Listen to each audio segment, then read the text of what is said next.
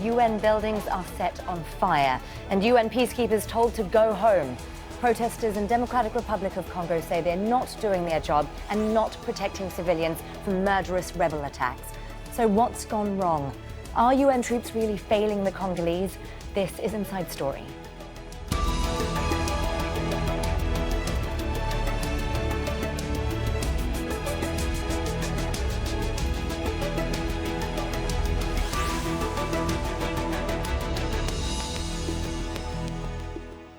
Hello there and welcome to the programme. I'm Nastasia Tay. Now, Democratic Republic of Congo has suffered from war, rebel attacks and deadly diseases for decades, but the situation has deteriorated even further more recently.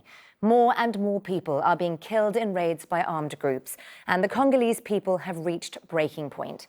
A recent attack that killed 8 people in the eastern city of Beni was blamed on rebel fighters from the Allied Democratic Forces, or ADF, prompting an angry response from local people. And much of their fury was directed at the UN's peacekeeping mission. Protesters who say the troops are not keeping them safe stormed the UN compound on Monday and torched the mayor's office and several other buildings. Chaos and gunfire followed, and there were more deaths. The UN denies that its peacekeepers used live rounds and called for calm. But on Tuesday, protesters tried to force their way into another UN base.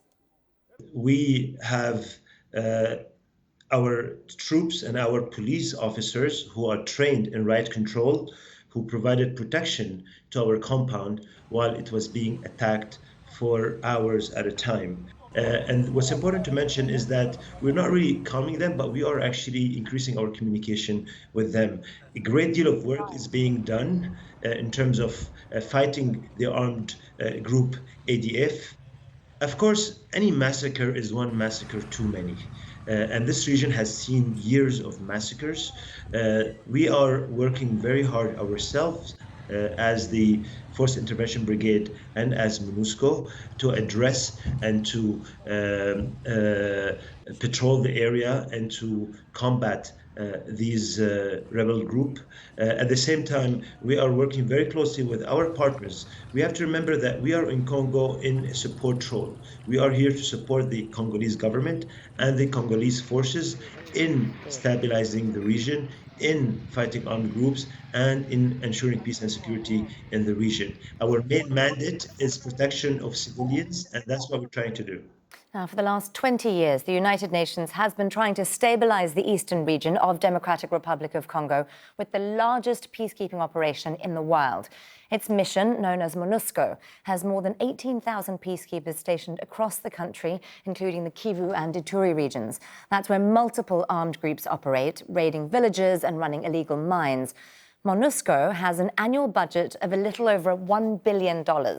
Its mission is to protect civilians, humanitarian personnel and human rights defenders and to support the government's peace efforts. But despite being the largest and most expensive UN peacekeeping mission in the world, the violence continues.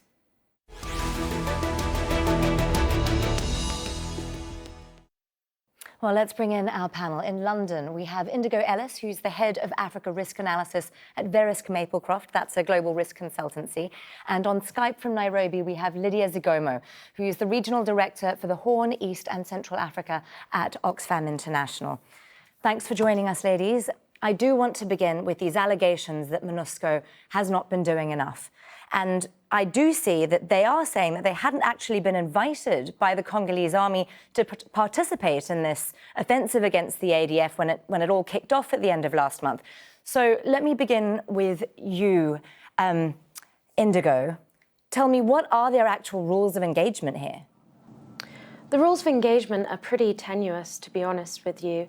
What we're seeing is that the levels of the ability of MONUSCO to counter against the ADF are pretty limited. The Congolese army has, since the beginning of November, launched what they are calling a final offensive against the ADF.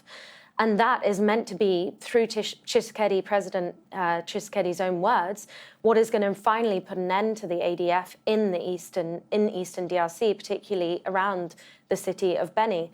What we've seen is that's not happening fast enough. MONUSCO have their hands tied, obviously being a peacekeeping force. Their mandate restricts what they are able to do when it comes to kind of strategy and creation of strategy.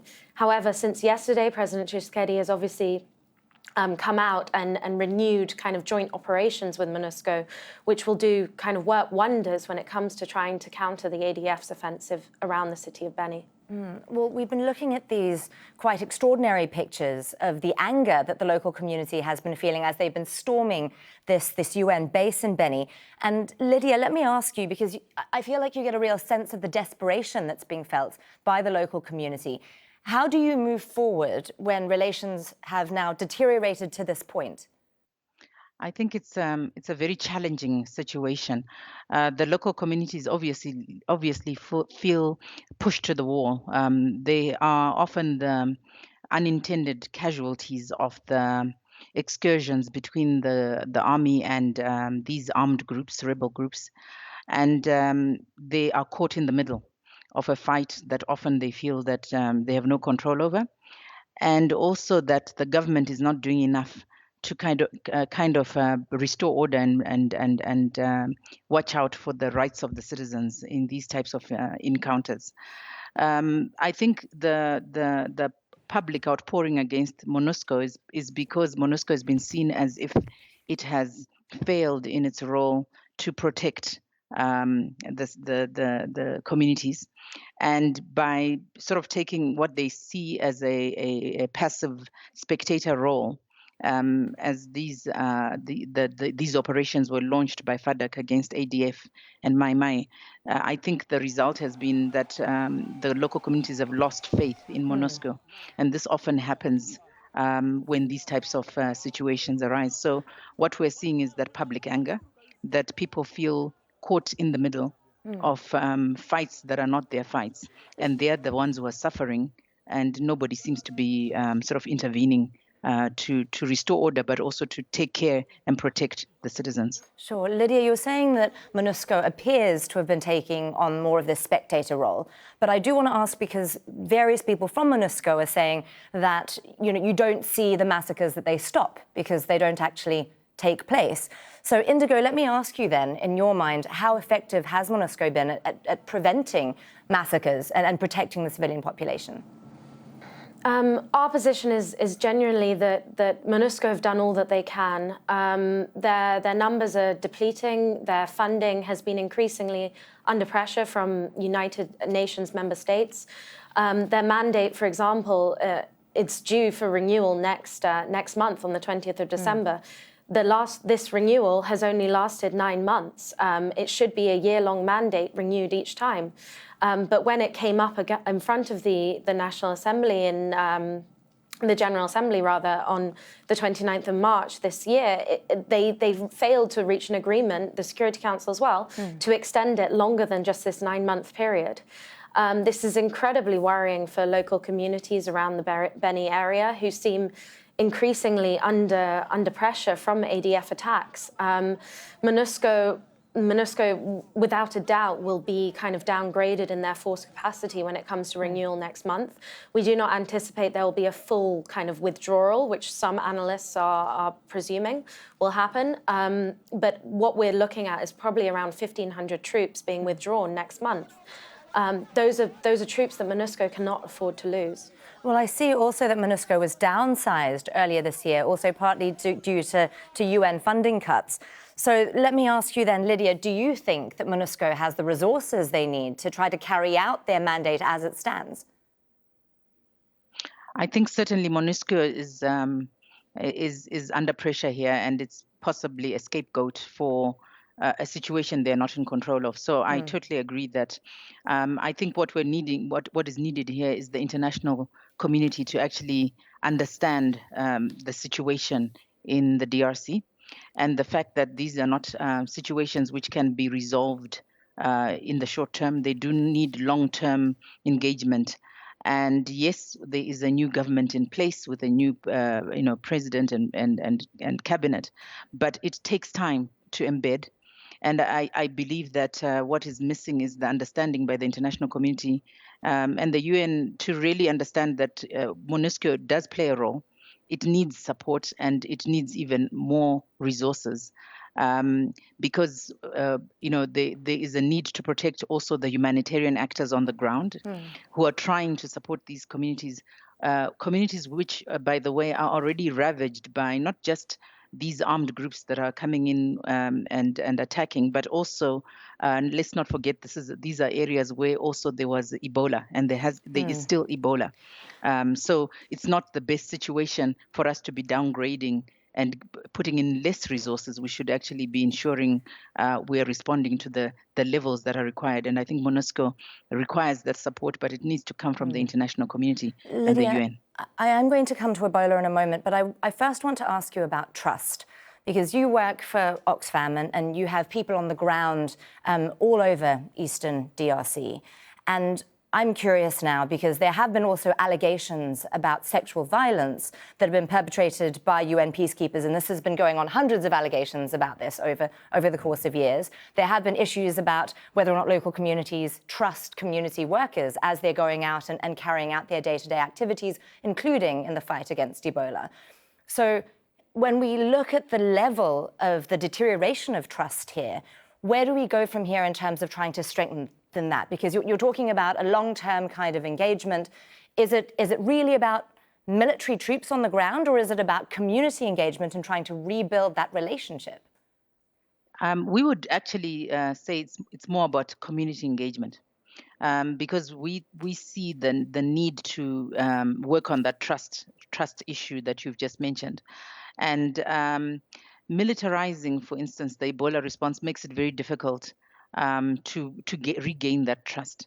So the less we over time the more we can reduce a militarized approach to what is essentially in the case of Ebola a health problem, the better for us.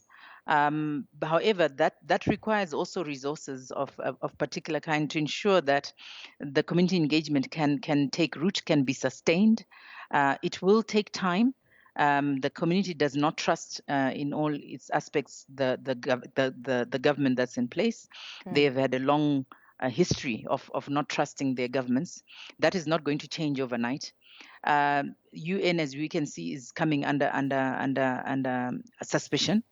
But I think what we have seen is there has been a tendency for these communities to still respect, to a great extent, the international sort of organizations, the INGOs who are on the ground, Mexico, ourselves, and others. So maybe there's a need to understand that they don't necessarily look at all actors the same way. Some actors have still got some levels of credibility and at least some measure of trust more than others. And how do we support the international agencies trying to do work on the ground, and at the same time also support the national and local agencies from those communities who are working in partnership with the international agencies to try to really engage with these communities and increase community engagement, increase their understanding of what's actually happening, the issues they're facing, and how they can better protect themselves. And also understand that there are no hidden agendas in some of this work. It is for their benefit. Well, let me ask you then, because we're talking about hidden agendas, and there are a number of different actors who are involved in this whole region. And as you were saying earlier, Indigo, we are now hearing reports from Kinshasa that, well, the Congolese army is now going to stage joint operations in Beni with MONUSCO, right? So how is that actually a departure from what's been happening so far? What's been happening so far is mainly unilateral operations conducted by the Congolese army. What we really need to think about is where additional support will come from. aside from UN funding, aside from MONUSCO, we're seeing a kind of increase in bilateral support. So we've seen this most recently with President Macron of France. He has promised military support for President Tshisekedi in the fight against ADF. I think the ADF kind of pledging allegiance to or to Islamic State, or Islamic State kind of, I guess, adopting the ADF into the Islamic State Central African Caliphate, that has kind of, I guess, put a fire under the international community in order to present more military support. We've had kind of increasing interest from President Trump and AFRICOM, who are obviously based within the continent already, to kind of increase military support for the Congolese army. That is not enough.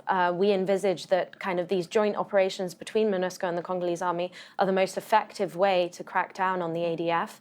However, there's a long way to go. These ADF attacks are primitive. They are kind of a machete-led nighttime attacks, and this kind of, I guess, warfare that they are perpetrating is hard to crack down on without an increased level of international support. Right, so at this point, I do want to take a look at the ADF, the Allied Democratic Forces, who are believed to have been behind this latest attack that then precipitated this protest and this attack on the UN base.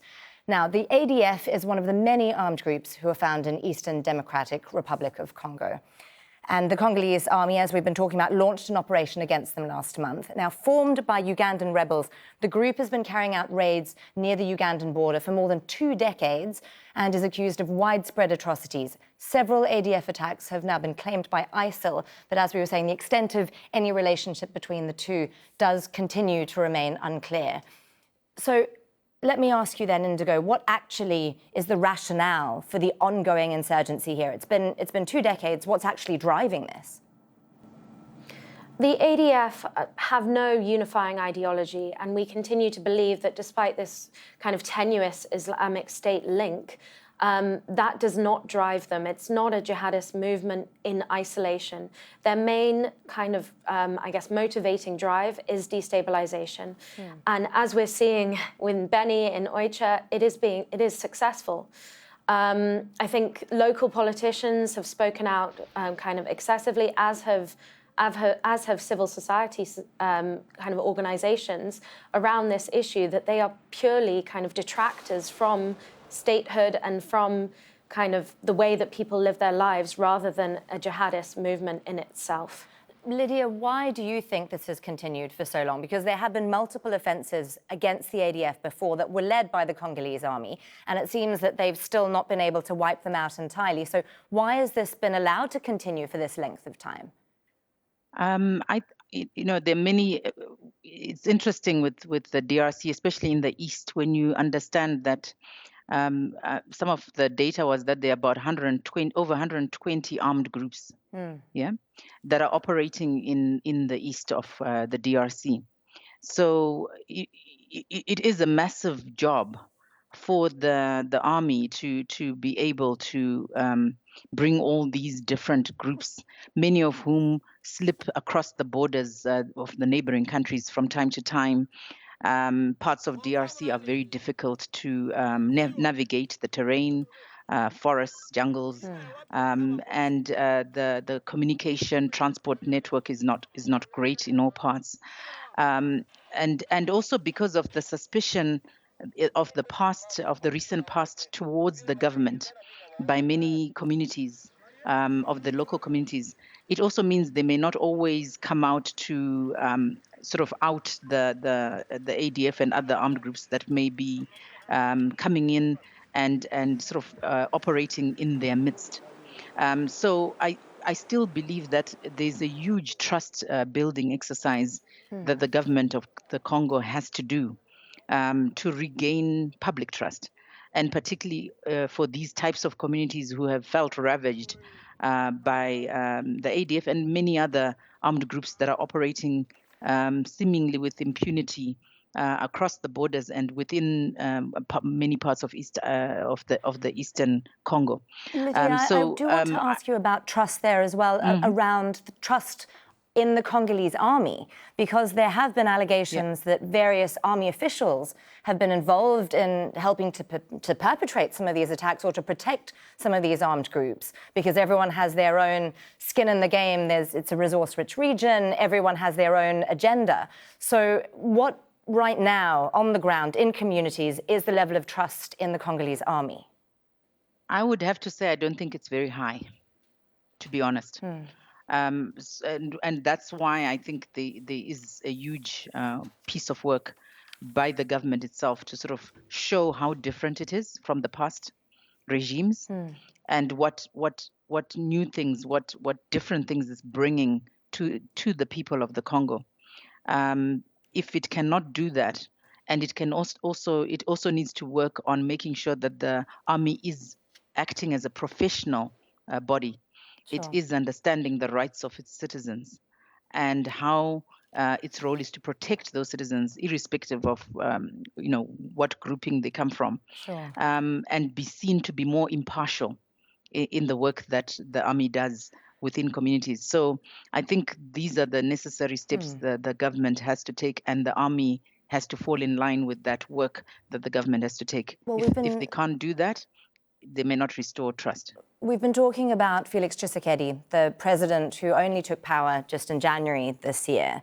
And there has been this, I guess, groundswell of optimism that he might do things differently. And one of the things that he has been trying to do is to bring different regional partners in, Uganda, Rwanda, and there was this talk of a joint task force, a kind of militarized force that would then deal with these very porous border areas. And I see that in the attempt to have this all sorted out a month ago, the Ugandans refused to sign on and then they walked away.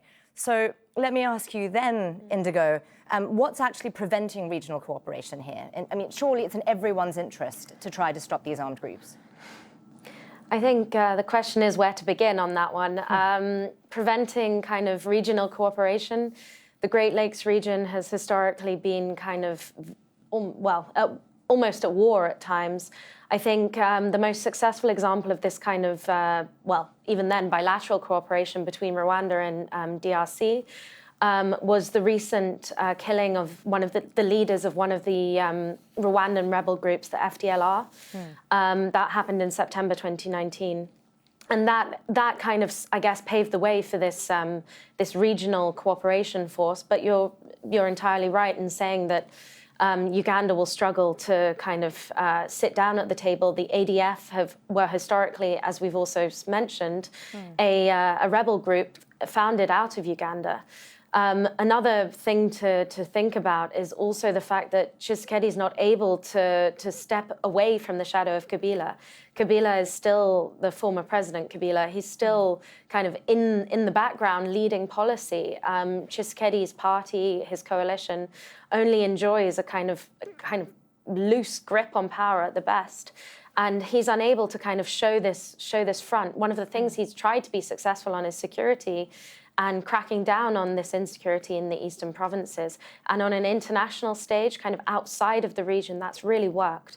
But actually within his regional kind of partners, the specter of Kabila is still very much around them. And this is kind of, hampering any effort to create some kind of regional force, So lastly, I do want to touch very briefly on Ebola, because this is all happening within the context of the second largest outbreak of Ebola in the world. And Lydia, I'm going to come to you here on this. And very briefly, given the context of the violence that we're talking about, the escalating violence, the lack of trust in various different bodies here, including the UN, and the rising anger we see about that, we've had warnings from the WHO that this is going to make things much, much more difficult to deal with. Just how terrified should we all be about Ebola when they almost managed to get it under control, actually running rampant throughout that entire region? I think we must be very concerned. It's a serious issue of great concern. We are having to look at teams that were working with the communities not able to go out to do the work they need to do. We're having to relocate people out of Beni and Mangina and Butembo, the areas where the hottest protests and fighting has been going on. And that is not good for the Ebola response, where we were actually seeing a turn for the better. This could lead to another spike. Water is becoming a challenge in Oicha. These types of outbreaks of violence results in movements, greater movements of people, thousands of people, which means you can't track. Yeah. Yes, you can't track where they're going, and we end up in a situation where we could actually be again spreading Ebola further than where we had actually got it under control too. And so this it's is very something worrying, which we the will be current watching situation. very, very closely indeed. It's a terrible situation, and it is something which we will be monitoring very closely. Thank you very much, Lydia Zagomo in Nairobi and Indigo Ellis in London. And thank you too for watching. You can see the programme again anytime by visiting our website, aljazeera.com. And for further discussion, do go to our Facebook page. That's facebook.com/AJ Inside Story. And you can also join the conversation on Twitter. Our handle is @AJ Inside Story. From me, Nastasia Tay, and the whole team here in Doha, bye for now.